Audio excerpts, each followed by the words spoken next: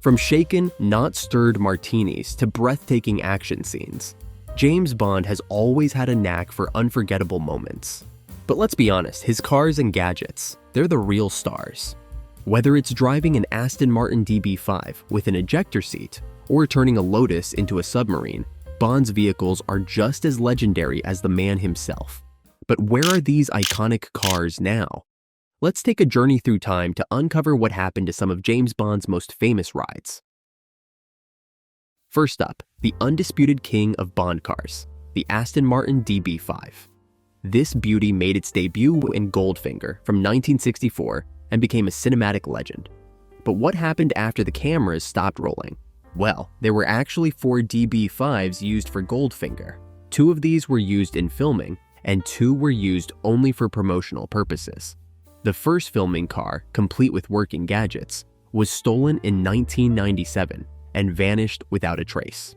However, in 2021, it was reportedly found in the Middle East. The second filming car sold at RM auctions in 2010 for approximately $4.6 million to a US banker named Harry Yagi. Meanwhile, the first publicity DB5 is on display at the Lumen Museum in the Netherlands. The second publicity car was auctioned by RM Sotheby's in August 2019 for $6.4 million to an unknown buyer. And let's not forget, Aston Martin even re-released 25 fully functional Goldfinger DB5 replicas in 2020, complete with machine guns, for the small price of $3.5 million each. Bond's Lotus Esprit from the 1977 movie The Spy Who Loved Me didn't just drive, it swam. Nicknamed Wet Nelly, the submarine car was as futuristic as Q's gadgets. After filming, the car ended up in a storage unit in New York, forgotten for decades. That is, until someone bought the unit in a blind auction for just $100 in 1989. In 2013, it was sold at auction for almost $1 million to none other than Tesla founder Elon Musk. He stated he planned to convert it into the functional car submarine from the film, and that it would use Tesla Motors' electric drivetrain, though it is unclear if he ever followed up on this. James Bond's BMW Z8 in The World Is Not Enough didn't have the longest screen time, mainly because it was chopped in half, but also because BMW hadn't finished developing the Z8 when the producers decided this was the car they needed. It was equipped with missile launchers, hidden machine guns, and titanium armor. In total, 3 Z8s were made for the film, and 2 of them survived. One Z8 is located in the BMW Museum in Munich, Germany, and the other one was auctioned off to a private collector during the 50 years of James Bond auction in London. The BMW 750 IL from Tomorrow Never Dies was peak 90s Bond, packed with gadgets and driven remotely by Pierce Brosnan using his Ericsson phone. It featured missiles hidden in the sunroof, caltrops from the rear bumper, and tires that could reinflate themselves. But where is it now? Well, like most Bond cars, several versions were used during production, including heavily modified stunt cars. The remote driving scenes, those were actually controlled by a stunt driver hidden in the back seat.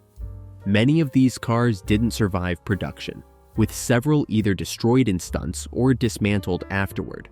However, some promotional 750 ILs survived.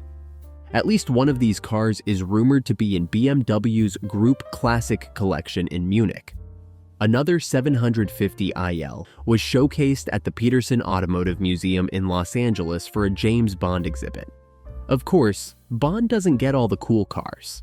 Inspector, the villainous Mr. Hinks, drove the stunning Jaguar CX-75 in an epic nighttime chase against Bond's Aston Martin DB10. But here's the kicker.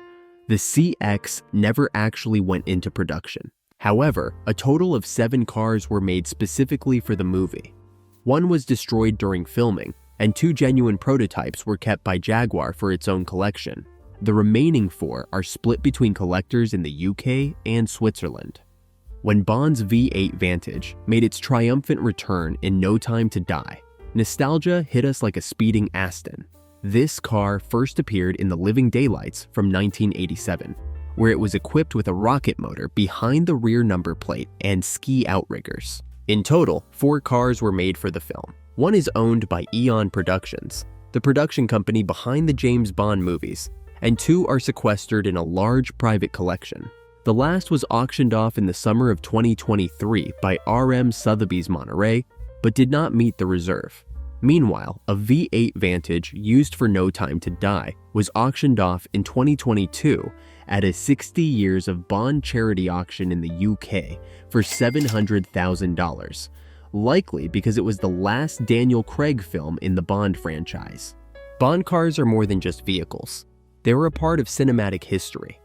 While some are preserved in museums and private collections, others were either scrapped or left to rot in boneyards. Which Bond car is your favorite, and why? Let us know in the comments below. If you liked the video and want to see more, don't forget to hit that like button and subscribe to the channel.